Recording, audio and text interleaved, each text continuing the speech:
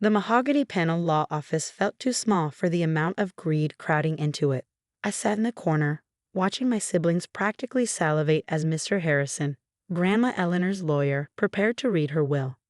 The old brass key she'd given me last Christmas felt heavy in my pocket, her final gift to me, delivered with a knowing wink that I didn't understand until today.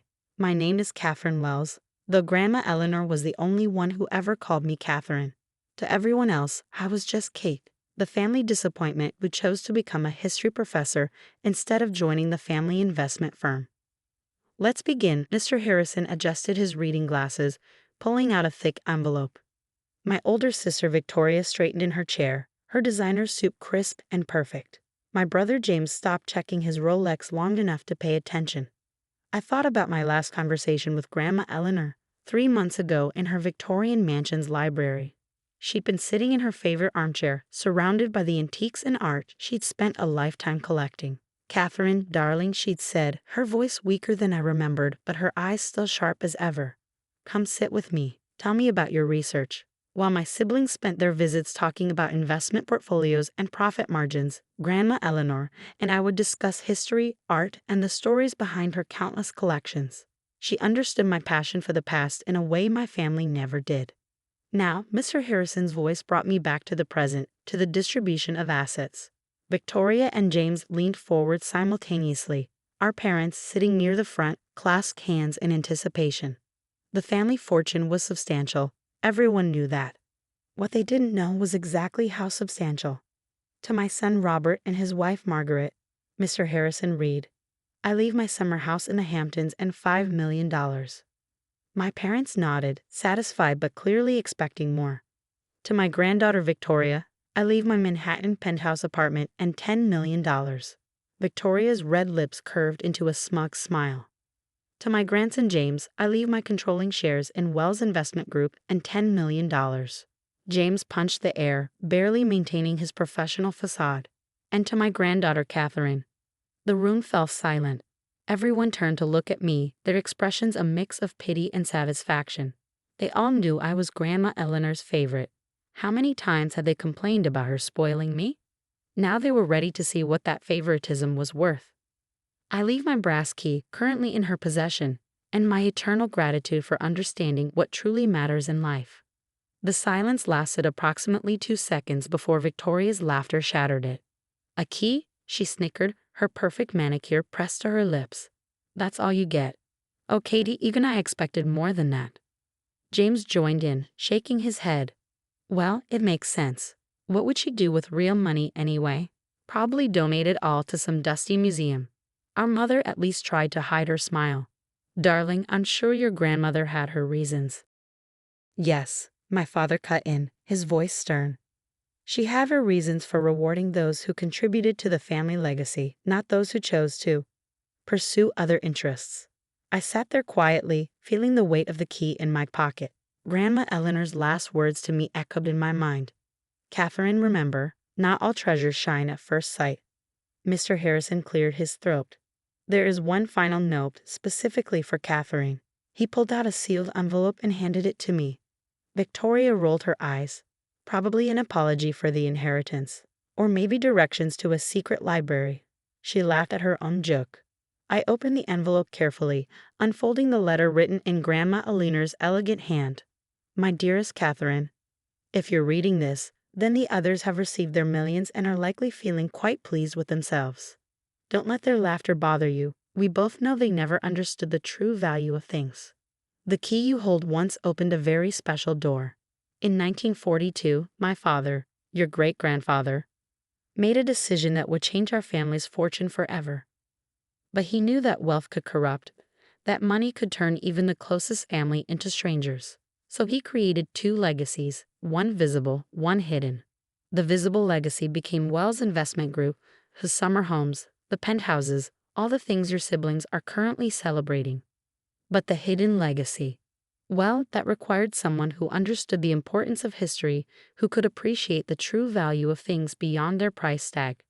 Someone like you, Katherine. Take the key to Zurich. Go to the address written on the back of this letter. Show them the key and my letter. Ask for Vault 1942. And Katherine? Don't tell the others until after you've seen what's inside. All my love, Grandma Eleanor. I turned the letter over. There it was, an address in Zurich, Switzerland, written in the same elegant hand. What does it say? Victoria demanded, trying to peer over my shoulder. I folded the letter carefully, tucking it into my jacket pocket next to the key. Just some personal memories Grandma wanted to share. How sentimental, James smirked. At least you got something that suits you, worthless but full of history. I stood up, gathering my things. Yes, it's exactly what I deserve. I managed to keep my voice steady despite the excitement building in my chest. Leaving so soon, Victoria called after me as I headed for the door. Don't you want to help us plan what to do with our millions? I paused at the doorway, looking back at my family, all of them so satisfied with their visible wealth, none of them wondering why Grandma Eleanor had spent her last years teaching me about art, antiques, and a history of our family's European connections. No need, I smiled. I have some research to do. That night, in my small apartment that my family loved to criticize, I booked a flight to Zurich. As I packed my bag, I looked at the key more carefully than I ever had before. It wasn't just old. It was antique, probably European, with intricate engravings that seemed to tell a story of their own. My phone buzzed with messages from my siblings. Victoria, hope you're not too disappointed about the will. But really, what did you expect? James, hey sis, if you need a loan, I could spare some change from my inheritance. That's what family's for. I turned off my phone and held the key up to the light. Grandma Eleanor had spent years preparing me for this moment, teaching me about art, history, and value. While my siblings attended board meetings and charity galas, I had sat with her for hours, learning about her father's life in Europe before World War II, about the collections he had built, about the decisions he had made to protect our family's legacy. Remember, Catherine, she would say, history isn't just about the past. It's about understanding what people chose to preserve and why. Now, as I traced the engravings on the key, I wondered what exactly my great-grandfather had chosen to preserve in that Swiss vault. Whatever it was, Grandma Eleanor had spent years making sure I would be ready to find it. Tomorrow, I would board a plane to Zurich. Tomorrow, I would discover what legacy was worth more than my siblings' millions. But tonight, I sat at my desk and began my research. If Grandma Eleanor had taught me anything, it was that every treasure has a story. And this story began in 1942, when my great-grandfather made a choice that would echo through generations of our family. I pulled out my laptop and started digging through historical records. What happened in 1942? What was my great-grandfather protecting? Why had Grandma Eleanor chosen me to find it? The answers were waiting in Zurich, and somehow I knew they would be worth far more than any amount of money my siblings were currently celebrating. The Swiss bank looked exactly like what you'd expect, all polished marble and discreet wealth. I approached the desk, heart pounding, and presented Grandma Eleanor's letter along with the key. The clerk's eyes widened slightly as she examined them. One moment, please. She disappeared into a back office, returning with an elderly gentleman in an impeccable suit.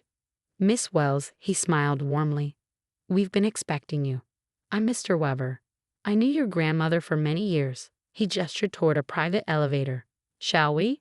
As we descended, he explained that Eleanor had visited regularly, most recently just 2 months before her death. She wanted to ensure everything was in order for you. The vault level was silent, our footsteps echoing off steel walls.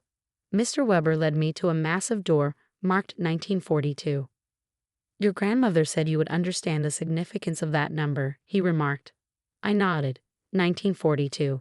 The year my great-grandfather liquidated his European art collection just before the Nazis could seize it, Mr. Weber finished. A wise decision, though few knew the full extent of what he managed to save. The key fit perfectly. The mechanism turned with a satisfying click. Inside was a room larger than my entire apartment. As lights flickered on automatically, I gasped. Art. Everywhere. Paintings I recognized from my art history studies. Sculptures I'd only seen in books. Display cases filled with jewelry that belonged in museums. Your great-grandfather, Mr. Weber explained, was one of Europe's premier collectors. When he saw what was coming, he secretly moved his most valuable pieces here. The visible wealth he left behind. The wealth that started Wells Investment Group was significant, but it was a fraction of what he preserved. I walked through the vault in awe.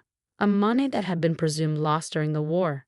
A set of Fabergé eggs that collectors had sought for decades. Gold, jewelry, rare books, treasures beyond imagination. The official value, Mr. Weber continued, was last assessed at approximately $2.4 billion. My knees went weak. I grabbed a nearby shelf for support.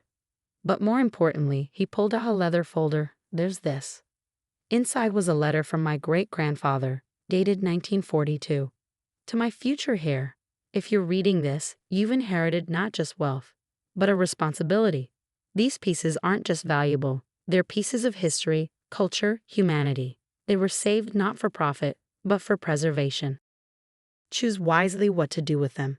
Money comes and goes, but legacy, true legacy, is about what you preserve for future generations. With hope for the future, Alexander Wells. My phone buzzed. Victoria calling again. I declined it, but the messages kept coming. Kate, where are you? We need to discuss the family estate management. Did you really waste money on a flight to Switzerland? Mom and Dad are worried about you. This behavior is embarrassing. I turned to Mr. Weber.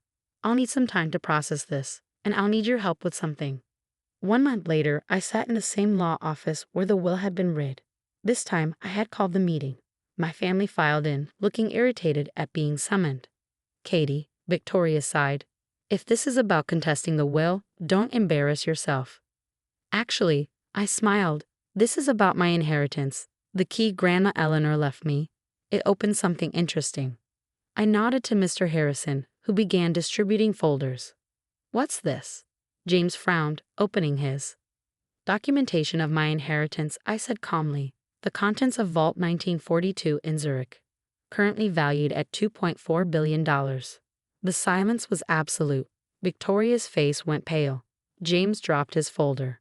That's impossible, my father stammered. The art collection alone is worth more than the entire Wells investment group. I continued. Great-grandfather Alexander preserved it all during World War II. Grandma Eleanor spent years preparing me to manage it properly. But we got the money, Victoria protested weakly. The properties. You got the visible wealth, I corrected her. I got the hidden legacy. Though personally, I think some of these pieces belong in museums where everyone can appreciate them.